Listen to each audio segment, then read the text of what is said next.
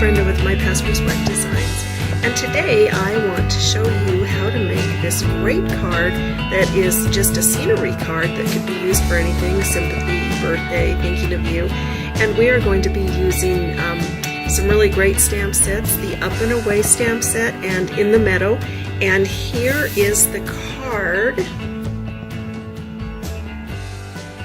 I love it. So anyway, I want to show you how to do this. It's a great technique and it's a lot of fun. So join me now. Okay everybody, we're going to go ahead and get started. And is what I'm going to do, first thing is I want to have a piece of paper. I'm using Very Vanilla and I have cut it at 5.5 by 4 1/4. The stamp sets that we will be using today are In the Meadow, and I will be using the tree, the grass, and the mountains. Wherever you go, and I'm going to be using this one that looks like a sunburst, and then Lift Me Up, and I will be using these two hot air balloons, which I have already pre-stamped and embossed in copper, and then we'll do a little bit of coloring on those. So those are ready. And then the inks that we're going to use are multiple, and I will just tell you those as we go. So first thing I want to do is I want to get my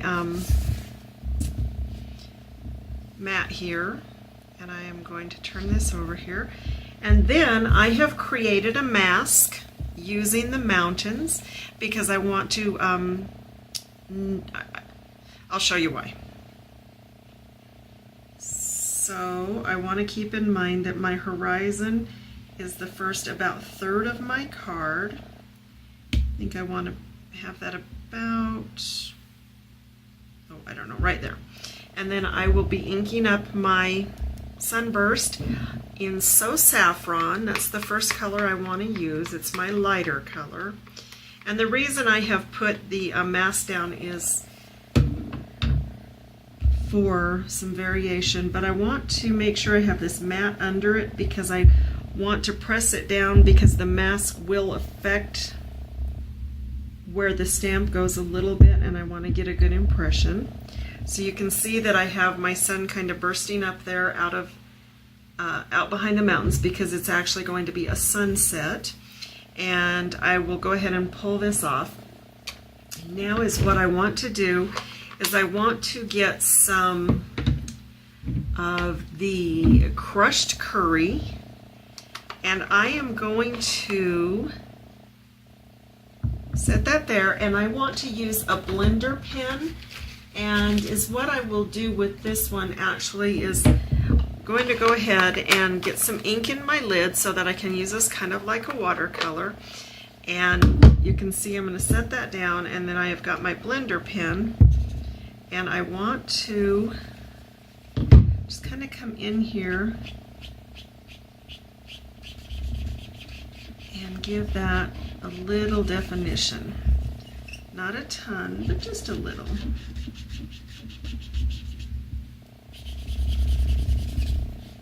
And then I want to kind of color that in. All right, now the next thing I want to do is I want to get a sponge, and I have cut these into quarters, and I will go back in. I'm going to make sure that's got the yellow on it, and I will get my So Saffron, and this time I will just take, you see I'm just kind of inking that up a little bit, and I want to just brush out into the sky, because of course my sun's going down, and we get some beautiful sunsets with tons of color. It's just amazing to me. And then I will pull a little bit of Calypso Coral because I think that will be just a really nice bit of color to add to that. And this time I'm going to be using just a little sponge like this. And on this one I want to just be really careful and keeping my motion going, but I want to kind of come in here where the sun especially is setting and kind of give it a twist so we have a little more color. And there we go. So that's kind of where I think I want to leave that. I might put just a little bit more in here. All right.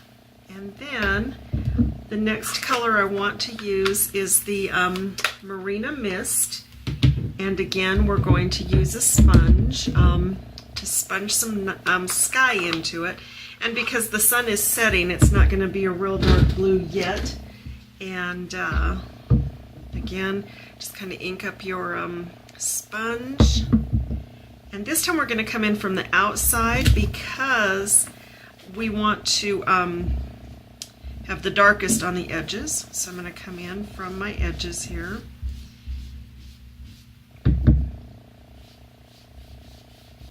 About what I want to do there.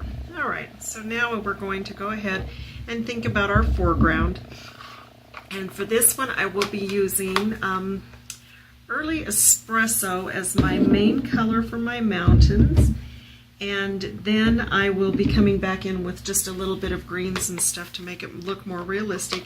And we'll also be using an aqua painter. So I've got my Early Espresso, and we're going to use our mountains. And then kind of remember where you had your mask as you place your mountains so that it looks pretty realistic. And I'm going to go right there and give it a good press. Perfect, perfect, perfect. And then I can always come back in if I want and add some color with just a small sponge if I choose to. Come over here and do that. Now you see where it's just going to look like it's right behind the mountains. And I got the ink a little darker right there so it has some variation. And then I've inked it up one more time. And I want to come right there and have some definition there. And this is just going to look like a valley. And we are done with the mountain. And then I want to take my lid, and I've got some ink already sitting in it, and I'm just going to ink up this aqua painter a little bit and come in here and just give just a touch of extra color on my mountains so that they look filled in a little bit. And you can see, and let it run out a little bit so that it's not all the same color. This is making me want to go hiking in my mountains that have feet and feet of snow on them. So yeah, that's not going to happen anytime soon, so I can dream, right? All right, so I've got the Early Espresso in there, and then I'm going to set that aside, but I'm going to need it again in a few minutes. Now we want to take our Mossy Meadow, and the first thing I want to do is I'm going to actually squeeze it, get a little bit of ink into my lid, and again with my aqua painter, and this time I want to come in and just kind of play around with my foreground a little bit. Like I said, this is all kind of valley. At least it is for me. Come in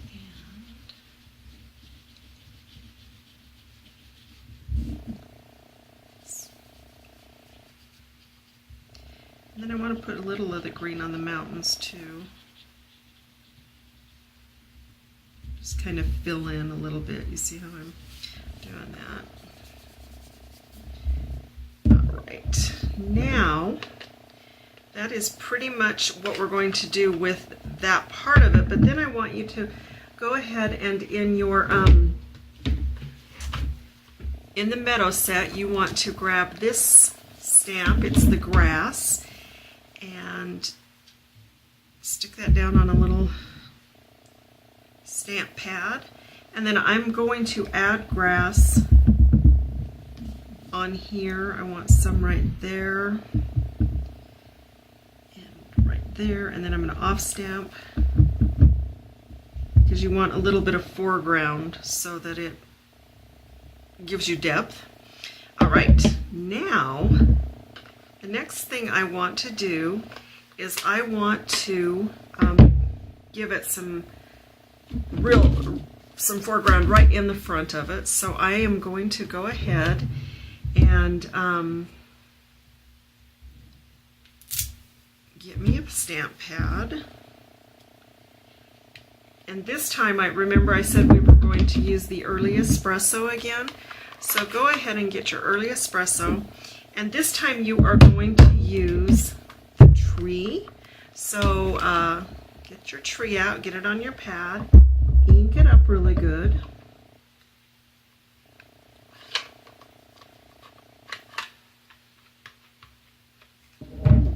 Alright, and then I'm going to just come up here in my very foreground, and I'm going to give this a stamp right here. There we go. Now I have a early espresso marker, and you want to use this for just a second because you want to be able to fill those trees in a little bit so you don't see the mountains behind them.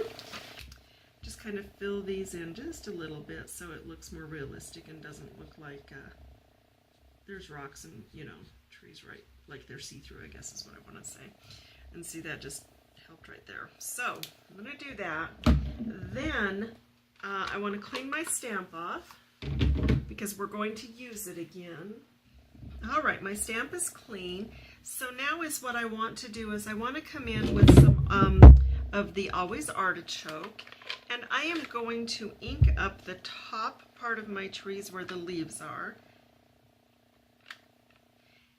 And then is what I want to do is I want to just come in and kind of line it up. It doesn't have to be perfect. And stamp over my leaves because that's going to add some green and some movement. And then if you want to add more green or whatever, you could, but I'm going to stick with just that much. And while we have this artichoke out, let's add a little bit more just green into this picture here. A little bit of a different green and give it a little bit of depth.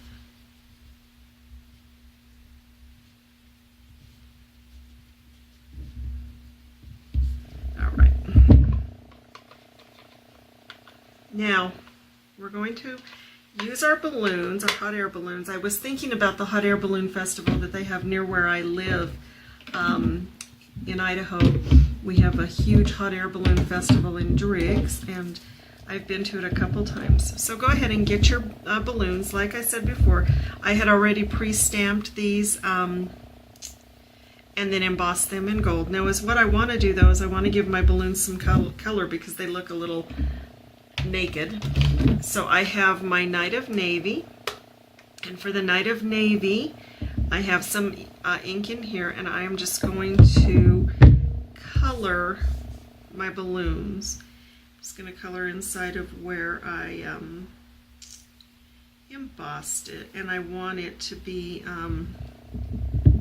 you know, go ahead and play with it a little bit and get some variation of colors where lights and darks would be hitting it. And the other thing I want to do is I want to go around my edges because I want it to have kind of a 3D effect and not just a flat look. And I'm actually going to do the exact same color on my other balloon. Alright, I have the balloon stamped, and is what I want to do is the first one, I just want to kind of set it up pretty far away because it's littler, so we want it to look like it's farther away. So, and I want it just flat on my card. So I'm just going to put a little bit of snail on it, and I'm going to put it way up here, like he's already gone away. And then the next one, I want to put some dimensionals under it and have it pop off the card so it's going a little bit further away. So I'm going to put dimensionals on this for a 3D effect. And I'm using the edges of this because I'm out of the center size, but there's no reason not to use the sides, the leftovers, right? And we will go ahead and just want to stick this, I don't know, maybe about right there. All right, and there you have it. It's just going off into the sunset, and you can come back in and add just a little bit more color, more like a night sky. You can bring more blue in. I think I'm going to go ahead and leave mine like this. Okay, so now that that's made is what you want to do.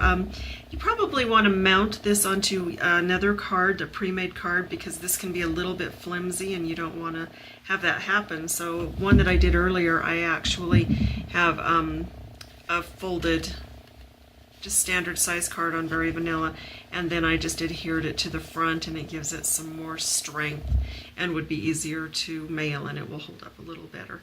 So anyway, I hope you've enjoyed this technique, and I hope you'll try it, and I hope you have a great day. I'm Brenda with My Pastor's Wife Designs. Thanks again.